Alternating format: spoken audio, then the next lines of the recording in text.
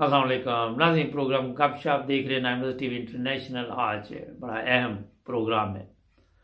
वो ये है जनाब कि लाहौर से ये हमें जो वाक़या है मिला। ये लड़की है, उम्र है 32 साल, और ये लिखती है कि मेरे शुरू में काफ़ी रिश्ते आते रहे मगर मुझे पसंद नहीं आते थे।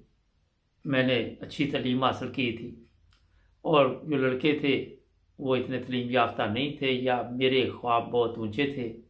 मैं चाहती थी कि कोई ऐसा बंदा हो जो बहुत बड़े ओहदे पे हो, सरकारी अफीसर हो, जिसके पास दौलत की कमी ना हो।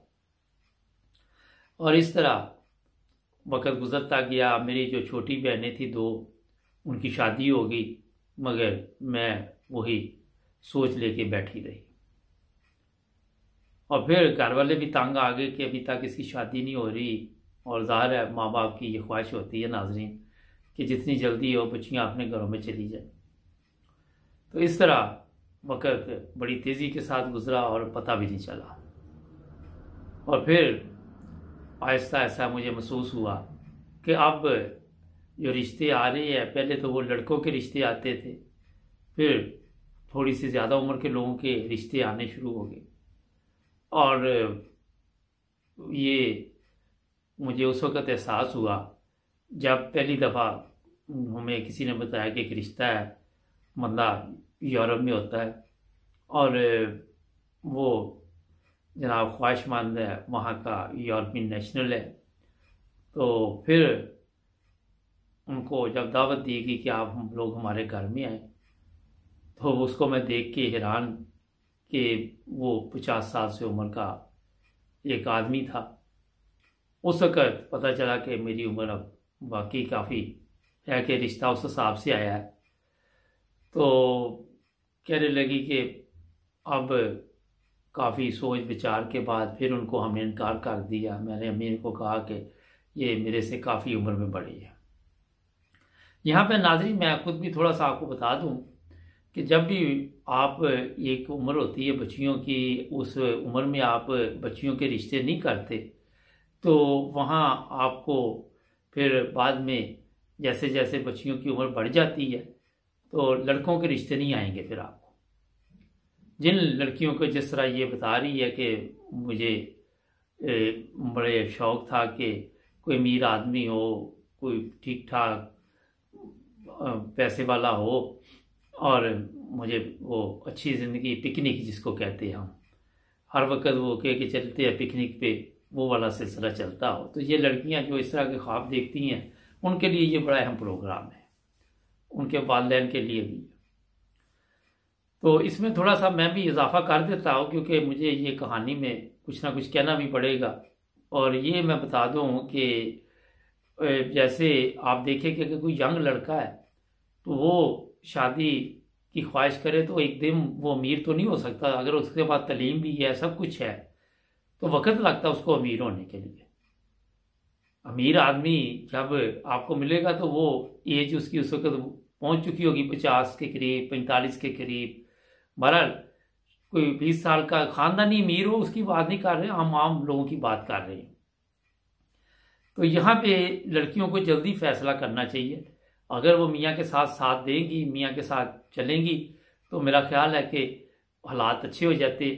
और फिर ये है कि वक्त के साथ साथ जो समझदार लोग होते हैं उनके पास जो जायदाद भी आ जाती है, कारें, कोठियाँ, सब कुछ आ जाता है। खैर ये कहती है कि फिर भी हमने इनकार कर दिया क्योंकि उम्र का 18 साल का बहुत ज़्यादा फ़र्क था। तो मैंने सोचा कि अगर अभी 18 साल का फ़र्क है, जब मेरी 40-42 साल उम्र होगी तो ये तो बंदा शायद फारग हो चुका हो दुनिया से, सोच थी ये वाली। तो इस तरह जनाब गुजरते गुजरते कहती कि मेरी जब 35 साल उम्र हुई तो मुझे एहसास हुआ कि अब रिश्ते नहीं आते और कोई पूछता भी नहीं था मुझे। किसी ने कभी ये दिलचस्पी भी नहीं ली कि आपकी ये बेटी की शादी आपने, लोग पूछते थे क्यों नहीं की, मगर ये नहीं कहते थे कि कर दो, क्योंकि कोई हमारे घर ना कोई आया दोबारा और ना कोई बातचीत। फिर मैं ज़हनी तौर पे डिप्रेशन में चली गई वालदैन ने इलाज वगैरह भी कराया। फिर मैं ऑनलाइन बैठ के देखती रहती फेसबुक पे, और मुख्तलिफ तरीक़ों के साथ देखती कि लोग, कोई मुझे अच्छा आदमी मिल जाए, कोई ऐसा मिल जाए जो मेरे साथ ज़िंदगी गुजार सके।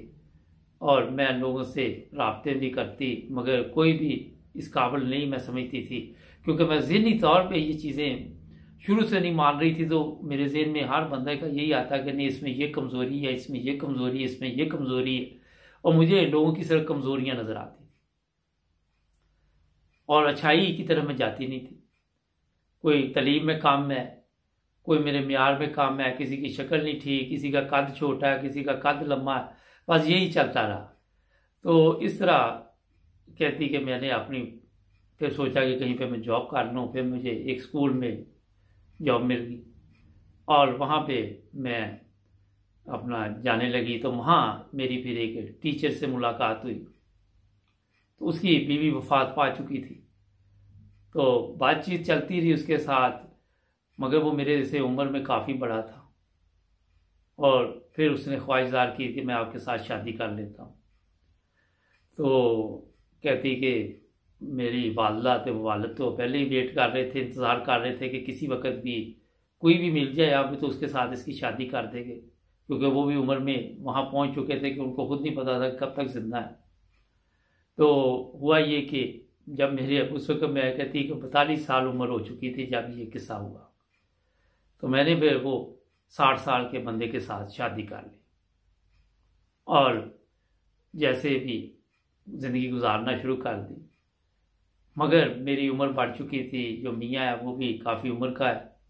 तो आज मैं औलाद की नेमत से तरस रही हूँ।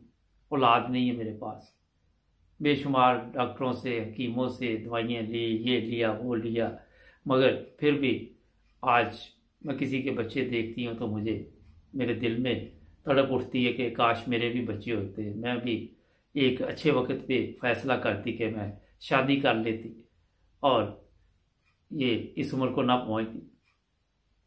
तो उस खतून ने एंड पे ये मैसेज दिया है कि ऐसी लड़कियां हैं जो ऊंचे ऊंचे ख्वाब देखती हैं, और उनके वालिदैन को भी ये बताया गया है कि जल्दी अपनी बच्चियों के रिश्ते कर दिया करें।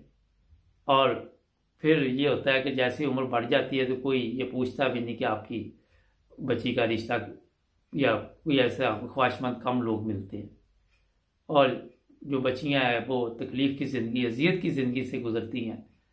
इसलिए ये मशवरा दिया है कि वक्त पे रिश्ते करें और लालच में ना पड़े।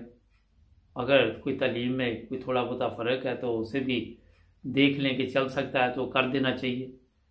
अगर कोई कारोबारी आदमी मिल जाए तो उससे भी कर देना चाहिए।